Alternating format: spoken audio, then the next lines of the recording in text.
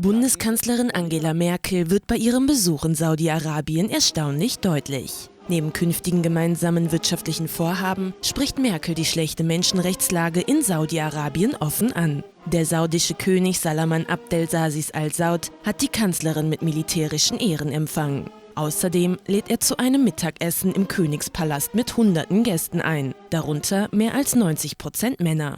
Doch wie bereits Verteidigungsministerin Ursula von der Leyen im Dezember, passt sich auch Merkel nicht der Kleiderordnung Saudi-Arabiens an. Sie erscheint zum Treffen unverschleiert und im Hosenanzug. Auch die Frauen der mitreisenden Delegation kleiden sich wie gewohnt. Ohne Abaya, ohne Kopftuch, ohne Gesichtsschleier. In einem Land, in dem Frauen nicht einmal Auto fahren dürfen, ist das eine bedeutende Geste. In den Gesprächen mit Merkels Delegationsmitgliedern an den einzelnen Tischen entwickeln sich trotz oder gerade deswegen schnell Diskussionen über Frauenrechte, die kulturelle Vielfalt im Land und den ambitionierten Wirtschaftsumbau Vision 2030. Die Vision sei laut Merkel dabei aber nicht nur ökonomisch ausgerichtet, sondern bedeutet auch, bei allen Schwierigkeiten eine gewisse Öffnung der Gesellschaft und hier gerade auch mehr Rechte und Möglichkeiten für Frauen. Dabei gehe es um einen höheren Anteil von weiblichen Beschäftigten und auch darum, mehr Frauen in Führungspositionen zu bringen. Ob das Programm tatsächlich eine Modernisierung der ultrakonservativen saudischen Gesellschaft mit sich bringt, ist noch offen.